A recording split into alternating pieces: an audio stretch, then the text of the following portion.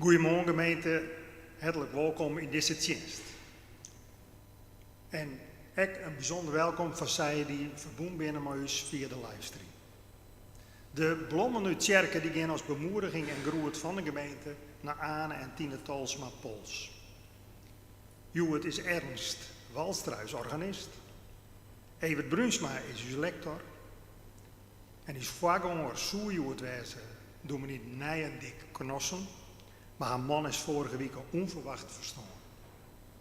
En nu is de heer Bob de Boer uw voorganger. Mooi dat jou hier wordt voorgaan kan. De collecte, de eerste die is bestemd voor de diaconie en de tweede is bekend voor het kerken.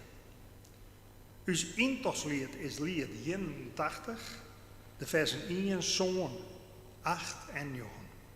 En we zongen dit al het kind stinkende. En dan wensen we jou een zegene dienst.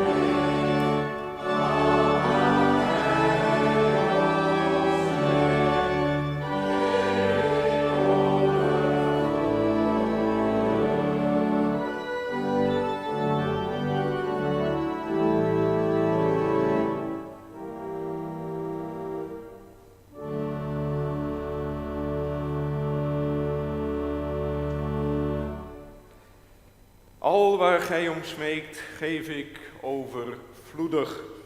Met die woorden begonnen we deze viering en met de bekende woorden, de vertrouwde woorden, dat onze hulp is in de naam van de Heer, die hemel en aarde gemaakt heeft, die trouw houdt tot een eeuwigheid en die nooit loslaat het werk dat zijn hand begon.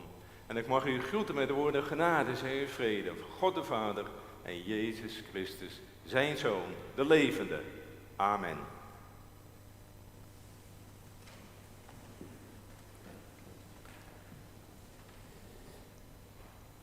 Op de drempel bidden wij tot God om ontferming. Laten wij de handen vouwen.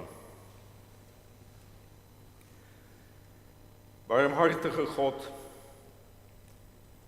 voor alle mensen die niemand meer vertrouwen, die denken dat de wereld nooit veranderen kan, bidden wij, Heer, ontferm u, geef hen allen geloof.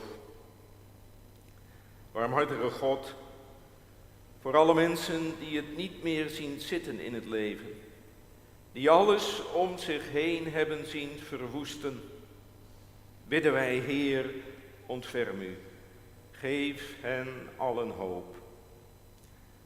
Barmhartige God, voor alle mensen die zich buitengesloten voelen, die zichzelf niets waard vinden, omdat ze misschien anders zijn dan anderen, bidden wij, Heer, ontferm u. Heer, ontferm u en geef hen allen liefde. Uit naam van uw Zoon, Jezus Christus, de levende. Amen.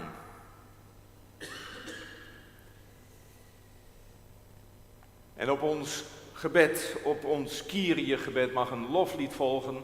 En dat is vandaag lied 111, de versen 1 en 2. Lied 111, de versen 1 en 2 als loflied.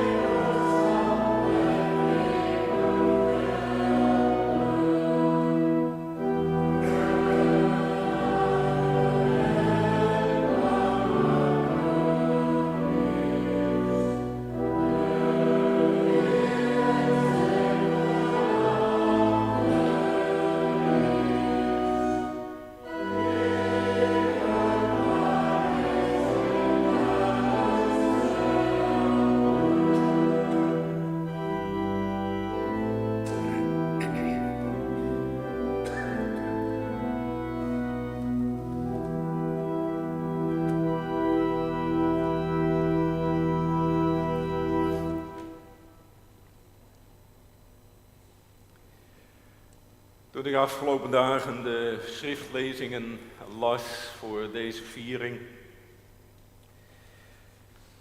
en de voorbereiding deed voor de overdenking over het evangelie uit Lucas, moest ik even denken aan dat gedichtje van de voetstappen op het strand. Ik weet niet of dat bij u bekend is. Het hangt vaak aan een tegeltje aan de wand. Iemand over het strand loopt en door het leven wandelt als het ware. En goede perioden doormaakt in het leven, maar ook minder goede perioden. En hij of zij, ik weet niet wie de hoofdpersoon is, die ziet dan gedurende het leven op het strand de voetstappen van hem of haarzelf, plus nog een paar voetstappen, namelijk van de Heer. Totdat op zeker moment het leven te zwaar wordt en heel moeilijk gaat en degene achterom kijkt en dan nog maar 2 voetstappen in het zand van dat strand ziet verschijnen en denkt, de Heer heeft mij verlaten. En dan komt de verrassende wending van dat gedicht. Je wordt als het ware op het verkeerde been gezet, letterlijk en figuurlijk. Want, antwoordt de Heer, de voetstappen die je ziet, dat zijn niet jouw eigen, maar dat zijn mijn voetstappen, omdat ik jou droeg door die moeilijke tijd heen. Soms kijk je ergens naar en blijkt het ineens anders in elkaar te steken dan je zelf denkt. En dat is eigenlijk ook het geval met het verhaal uit het evangelie van Lucas, wat we vandaag zullen horen. Het verhaal over de Emmausgangers, die eigenlijk na dat grote feest van Pasen met een enorme kater op weg zijn naar wat? En hebben wij dat ook vaak niet, dat wij na zo'n prachtig feest, wat ook hier ongetwijfeld weer gevierd is vorige week, het paasfeest, het feest van het licht, van leven, dwars door de dood heen, dat we na zo'n prachtige zondag ook een beetje terugvallen met een gevoel van en nu? En nu? Wij lezen er straks over uit het evangelie en we hopen dat ons gezichtspunt een beetje gaat kantelen daarop. De eerste lezing zal straks zijn uit het boek Genesis, maar voordat wij de Bijbel openslaan willen wij bidden tot God, onze Heer. Laten wij de handen vouwen.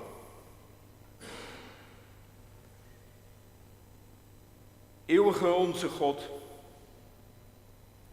kom in ons midden met uw geest, de geest die ons aanvuurt en vult met het diepe vertrouwen dat u, Heer, deze wereld, uw schepping in handen houdt en met haar het goede voor hebt. Heer God, kom in ons midden met uw geest, de geest die leert hoe breekbaar alles toch kan zijn. En wat we ook weer gezien hebben de afgelopen week, de afgelopen periode. Alles is zo breekbaar wat wij voor krachtig hielden. Hoe betrekkelijk is toch veel hier in dit aardse leven, wat wij soms belangrijk vinden. Heer God, kom in ons midden met uw geest, de geest van moed. De moed die hart en handen vaardig maakt en motiveert om mond en voet in te zetten voor het welzijn, het welbevinden van uw schepping. Heer God, kom in ons midden met uw geest. De geest die ons de ogen opent voor de vriendelijke, welwillende blik waarmee u naar ieder mens kijkt. De blik waarmee ook wij naar elkaar en naar onszelf kunnen en mogen kijken. Amen.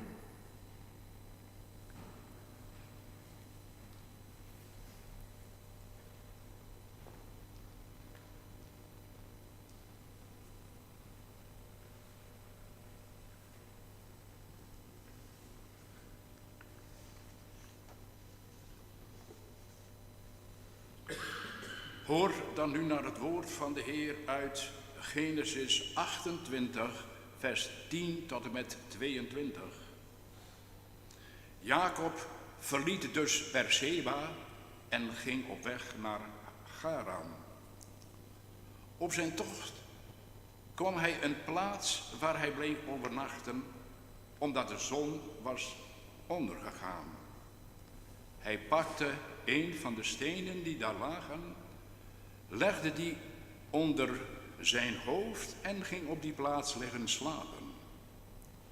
Toen kreeg hij een droom. Hij zag een ladder die op de aarde stond en helemaal tot de hemel reikte.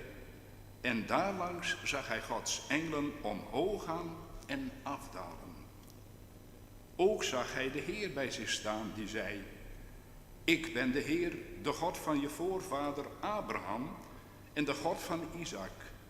Het land waarop je nu ligt te slapen, zal ik aan jou geven en je nakomelingen.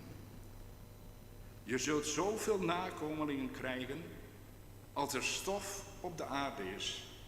Je gebied zal uitbreiden naar het westen en het oosten, naar het noorden en het zuiden. In jou en je nakomelingen zullen alle volken op aarde gezegend worden. Ikzelf sta je terzijde. Ik zal je overal beschermen, waar je ook heen gaat, en ik zal je naar dit land terugbrengen. Ik zal je niet alleen laten tot ik gedaan heb wat ik heb beloofd. Toen werd Jacob wakker. Dat is zeker, zei hij. Op deze plaats is de Heer aanwezig. Dat besefte ik niet. Eerbied vervulde hem. Wat een ontzagwekkende plaats is dit, zei hij. Dit is niets anders dan het huis van God. Dit moet de poort van de hemel zijn. De volgende morgen vroeg zette Jacob de steen die hij als hoofdsteun had gebruikt rechtop en wijdde hem door er olie over uit te gieten. Hij gaf die plaats de naam Bethel, maar voordien heette die stad Lus. En hij legde een gelofte af. Als God mij terzijde staat en mij op deze reis beschermt, als hij mij de brood te eten geeft en kleren mijn lichaam, en als ik veilig terugkom bij mijn verwanten, dan zal de Heer mijn God zijn. De steen die ik gewijd heb, zal dan een huis van God worden, en ik beloof u, een 10e deel zal afstaan van alles wat u mij geeft. We zingen lied 280, versen 4 tot en met 7.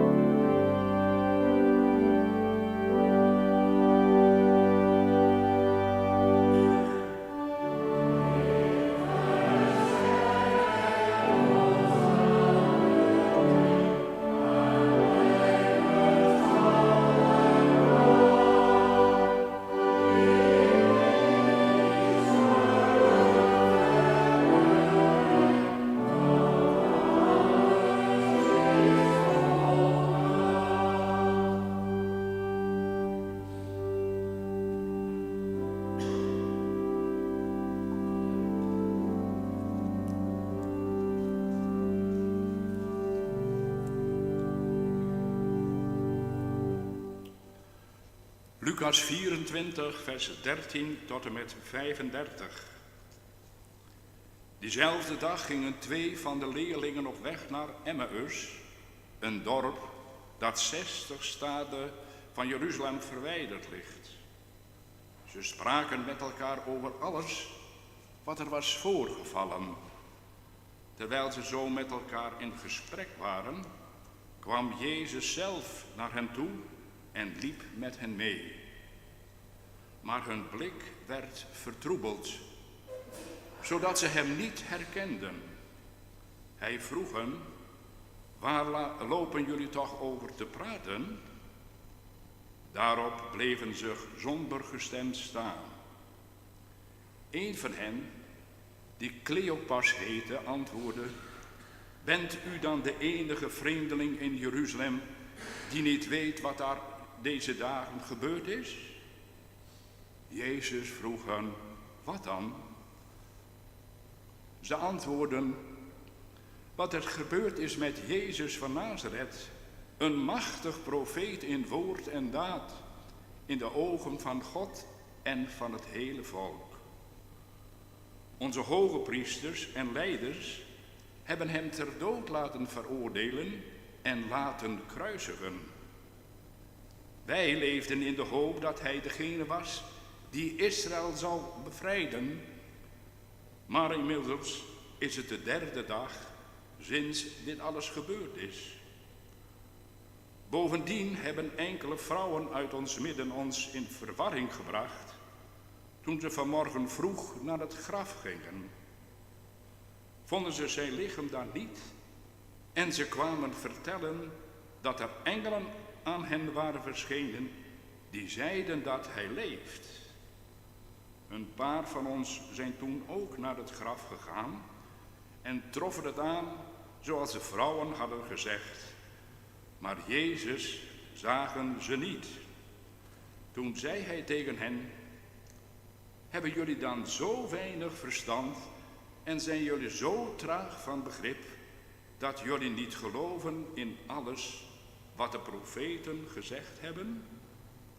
Moest de Messias al dat lijden niet ondergaan om zijn glorie binnen te gaan? Daarna verklaarde hij hun wat er in al die schriften over hem geschreven stond en hij begon bij Mozes en de profeten.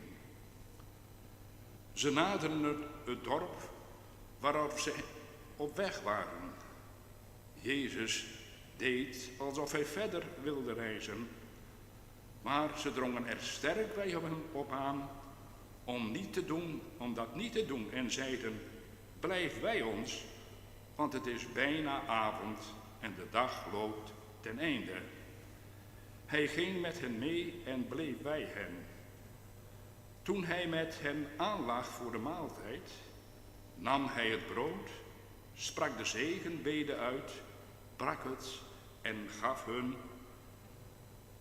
Nu werden hun ogen geopend en herkenden ze hem, maar hij werd onttrokken aan hun blik.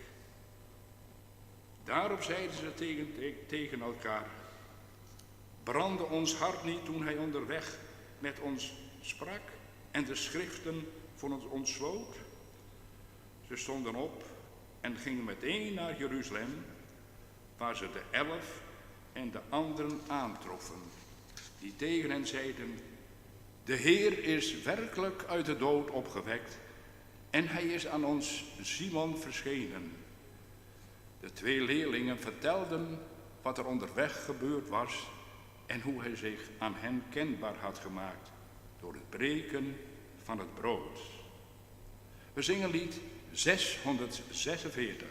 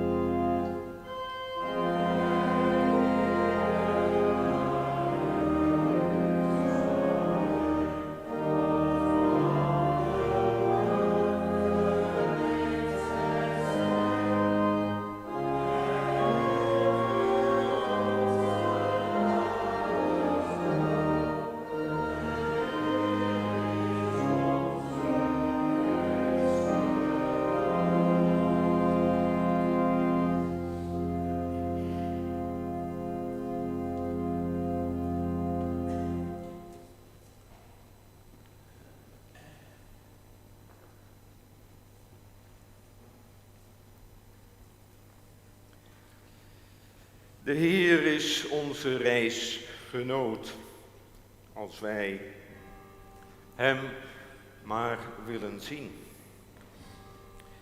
Na de overdenking volgt er een korte stilte en daarna zingen wij lied 644. Lied 644 na de overdenking.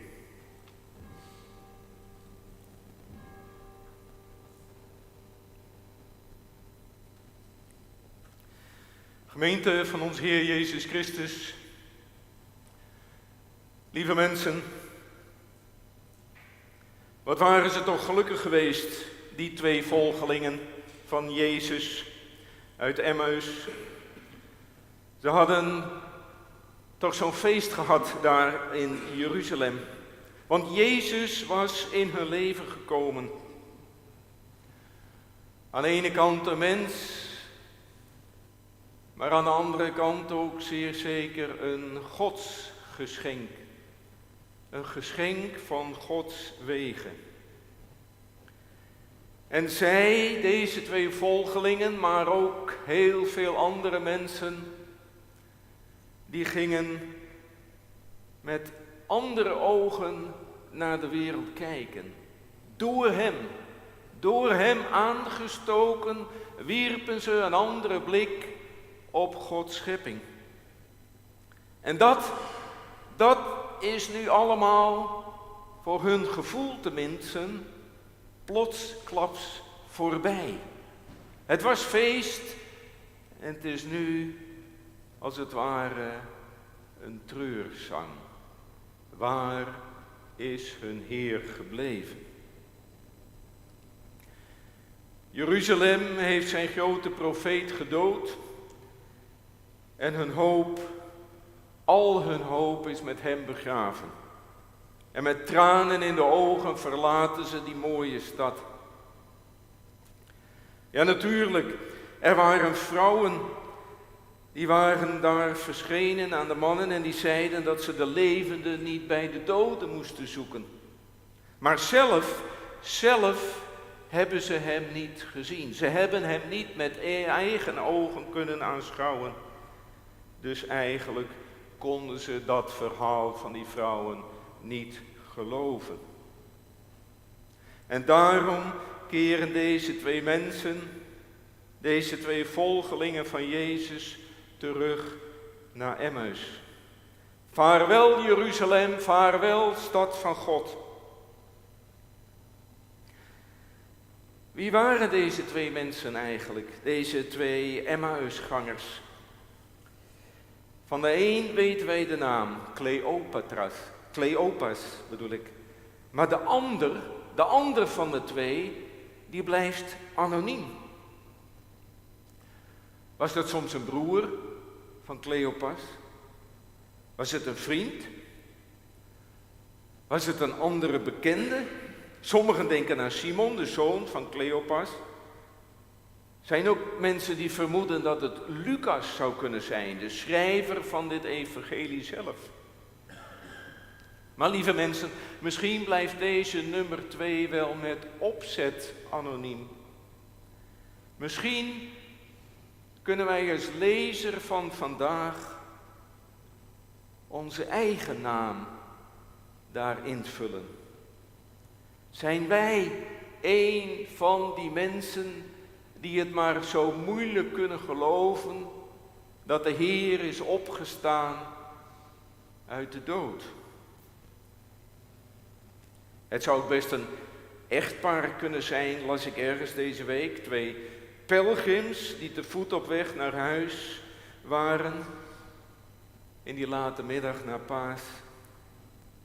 2 uit een anonieme groep van volgelingen van de man uit Nazareth. Op de heenreis liepen ze nog vrolijk te zingen. Wat was ik blij toen men ons zeide, we gaan naar het huis van de Heer. Met vermoeide voeten, maar volkomen voldaan mogen wij binnen uw poorten staan. Jeruzalem, stad van God. Dat zongen zij niet alleen omdat Jeruzalem, de grote stad, en Mokum voor de mens van buiten, Makum, de plaats, zoveel aantrekkingskracht had, maar ze zongen dat ook met heimwee naar vrijheid. Heimwee dat elk paasfeest weer opriep. Heimwee en verlangen naar politieke vrijheid, naar geestelijke vrijheid. Bevrijding uit de starre ketenen van de bestaande godsdienst. Bevrijding van het juk der wet en van de versteende instituties van de tempelcultus. Dat heimwee werd in hen weer opgewekt en aangewakkerd door de man uit Nazareth. Jezus, een geweldig mens in woord, maar ook in daad. Jezus die op het tempelplein de priesters en de rabbijnen durfde te trotseren en hun op hun nummer zetten. Dat deed denken aan de profeten van vroeger. Die geweldige profeten die het ook maar durfden te zeggen allemaal tegen de gevestigde orde. Die gevoelens kwamen weer boven. Oude tijden herleven. Zou het nu dan toch eindelijk gaan gebeuren? Sluimerende Messiasverwachtingen werden weer tot leven gewekt in hun hart. Ze kregen weer hoop, deze mensen. En dat alles klonk mee in hun gezamenlijk zingen onderweg naar die mooie grote stad Jeruzalem, stad van God, van hoop, van alles waar hun hart van vervuld was. In de moderne Joodse opvatting speelt de Messias nauwelijks meer een rol. In het huidige Israël speelt hij voor bijna niemand meer een rol, op een klein groepje na. De Messias is dood, gestorven in hun hart. En de jongste generatie in het land gelooft zelfs niet meer in God. Die God van Israël. En als ik de berichten in de krant van een paar weken terug mag geloven, wordt het hier in Nederland ook elk jaar minder en minder. Een God tot wie je leert bidden en die toestaat dat duizenden, honderdduizenden, misschien wel miljoenen worden gedood en vermoord. Dat is niet te bevatten. Dat is absurd. Daar kun je met je verstand niet bij. Een God die toekijkt wanneer miljoenen op de vlucht slaan. Ook nu weer, vandaag de dag. Je houdt het niet voor mogelijk. Je denkt dat was eenmaal zo. Maar het gebeurt nog steeds. Je kan er niet bij met je volle verstand. Bloedige zelfmoordaanslagen op onschuldige burgers. God en het menselijk kwaad. Dat is nooit te bevatten geweest. Dat is niet te rijmen met elkaar. En deze mensen, deze twee kwetsbare mensen op weg naar huis, naar Emmaus, hebben ook moeite. Moeite met God. En dat snappen wij. Dat begrijpen wij ook.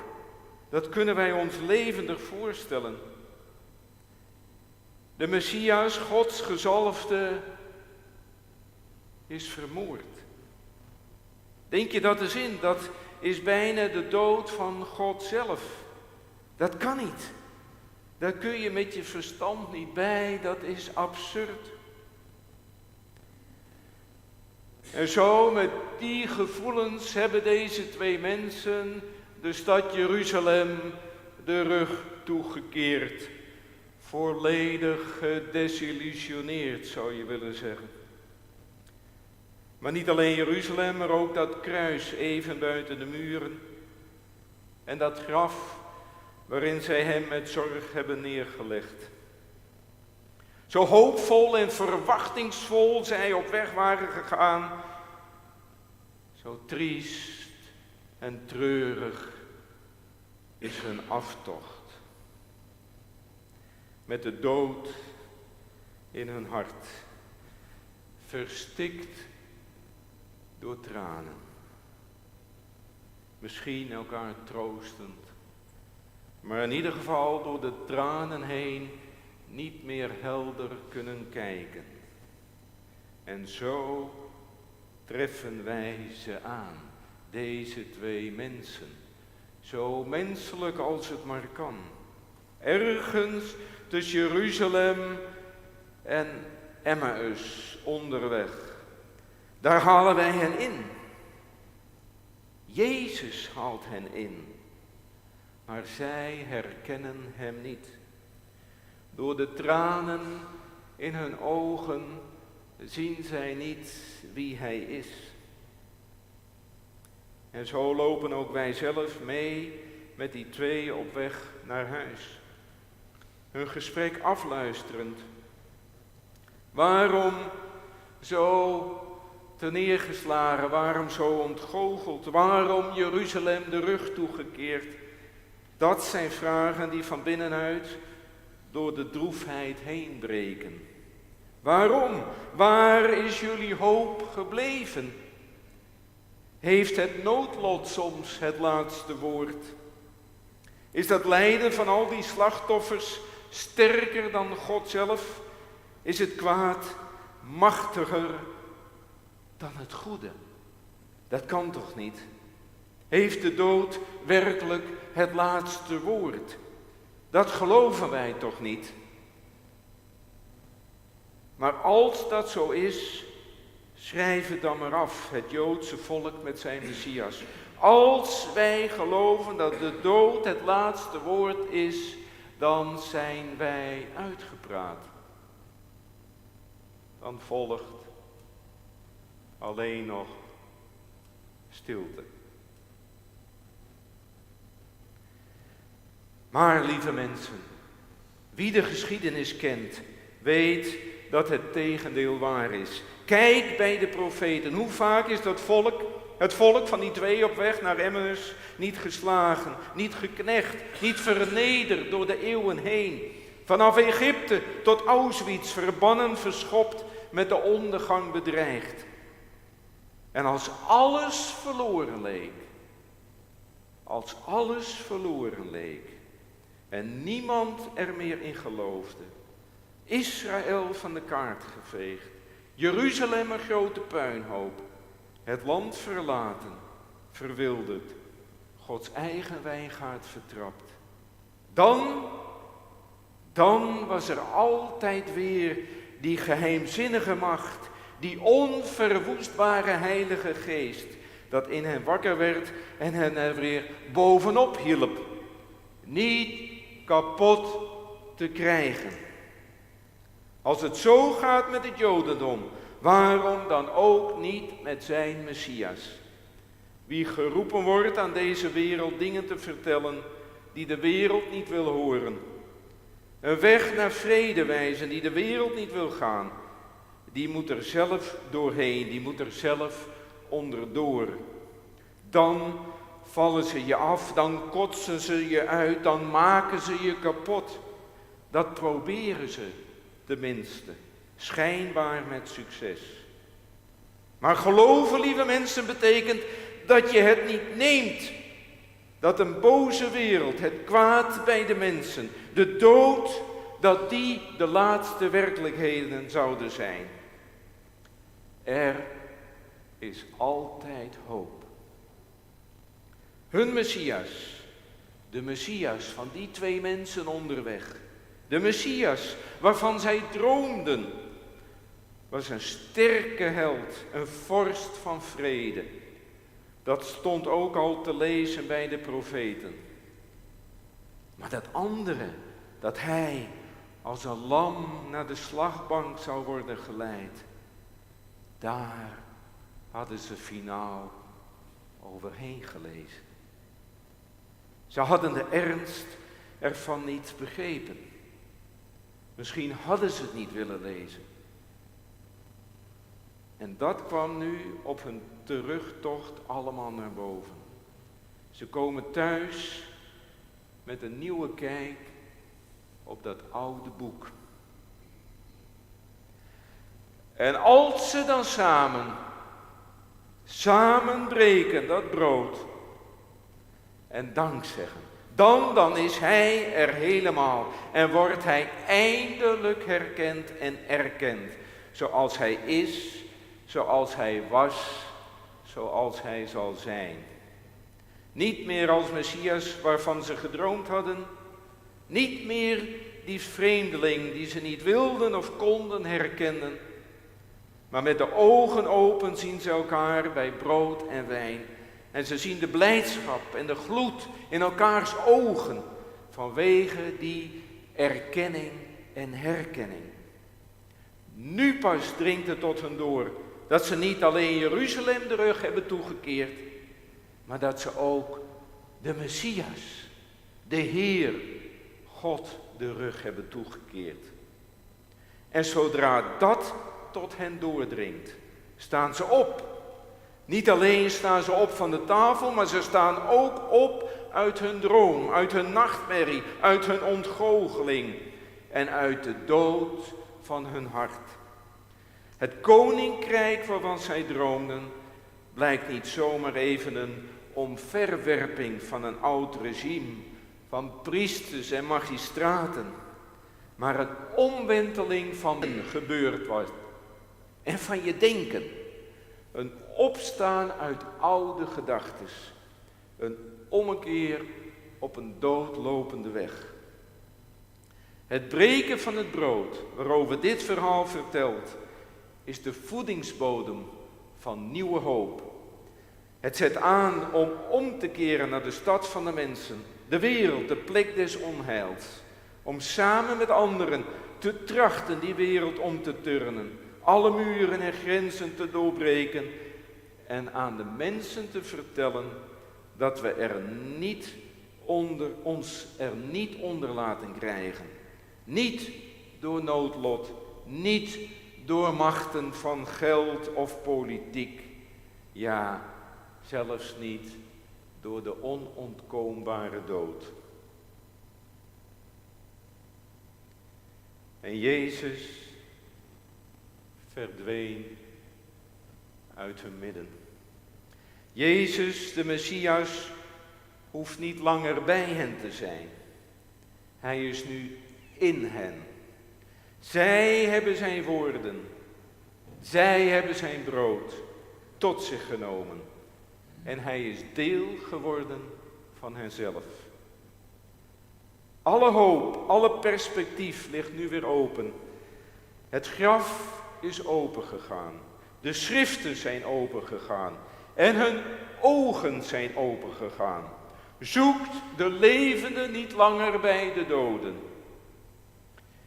En ze stonden op, want de opgestane deed hen opstaan. Mensen moeten door al het lijden heen opstaan ten leven. En ze keerden terug naar Jeruzalem. Want dat moet ook wel, de Messiaanse weg is altijd naar de stad van God toe en niet er vandaan. Die Messiaanse weg is steeds weer opnieuw proberen recht te doen en vrede te maken. En sinds Pasen weten wij, de levende gaat met ons mee.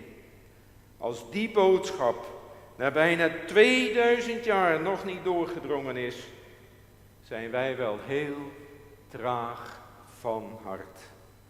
De levende gaat met ons mee, ja zelfs dwars door de dood heen.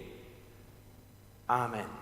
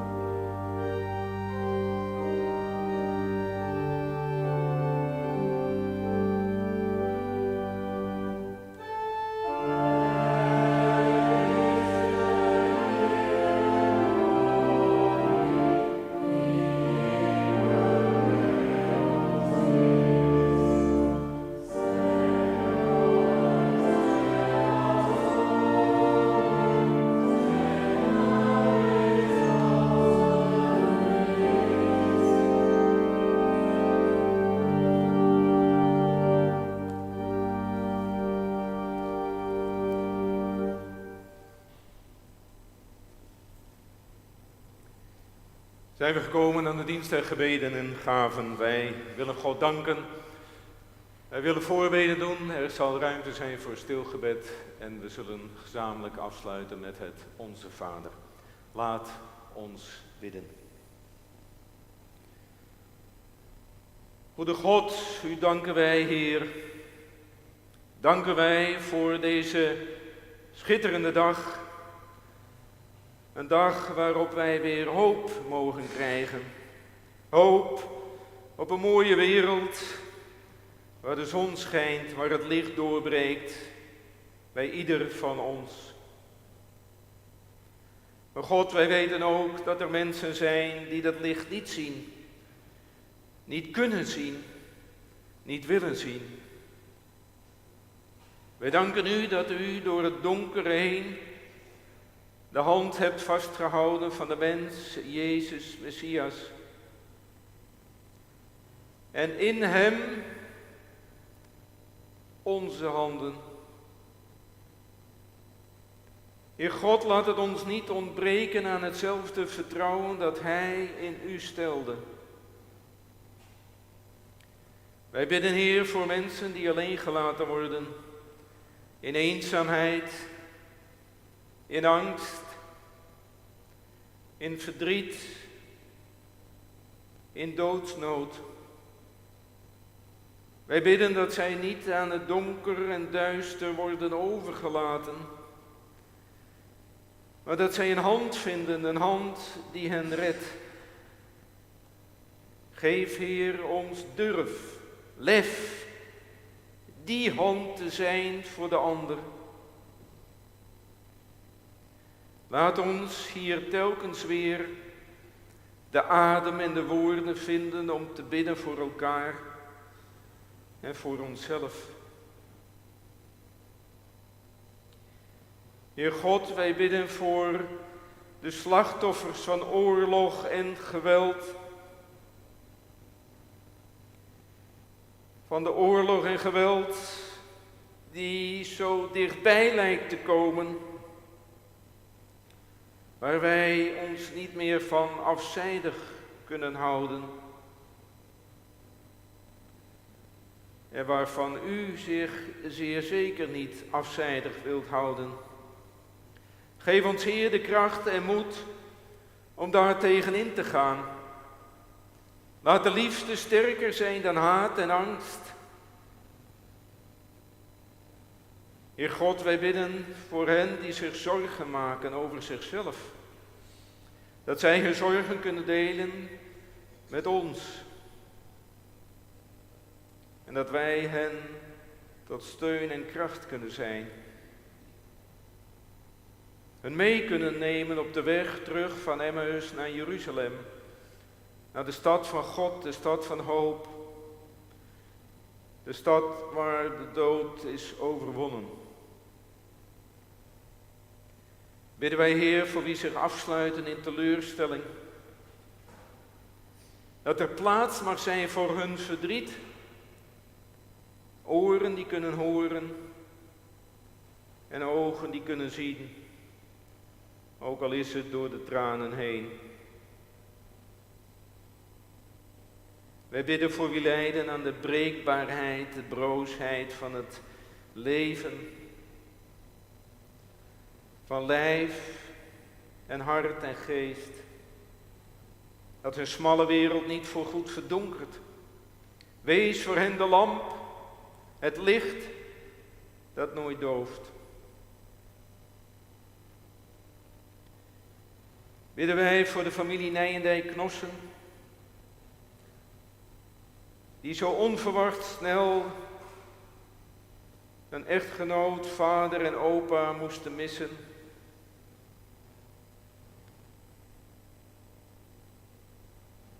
Ze hopen op vrede voor hem bij de Heer en wij hopen met hen dat zij in die gedachte, dat hij in vrede bij de Heer mag zijn, troost mogen vinden. Troost, maar ook vooral moed om door te gaan met hun eigen leven. Heer God, Wij bidden voor al die mensen die in ons hart leven, maar waarover wij niet hardop kunnen of willen spreken. Daarom leggen wij dit alles in stilte aan u voor.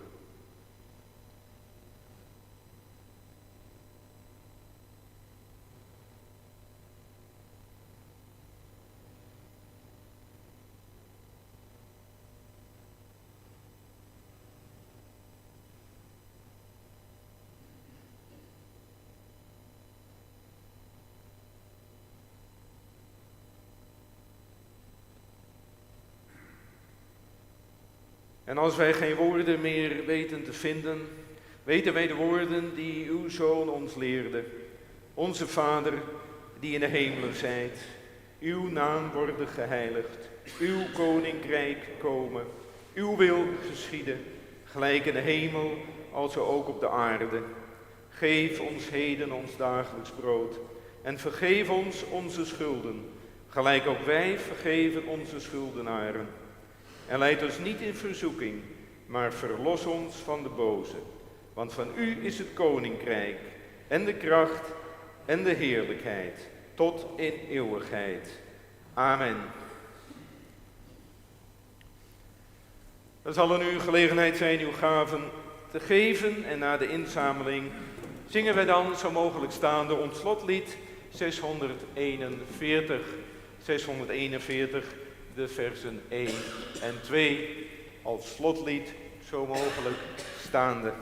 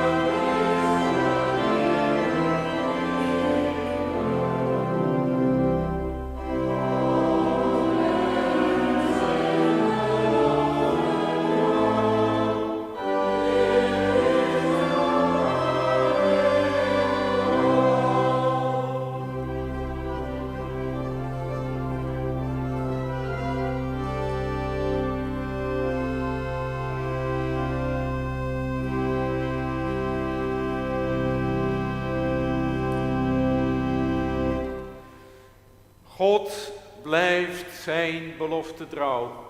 Daar mogen wij op bouwen en met zijn zegen.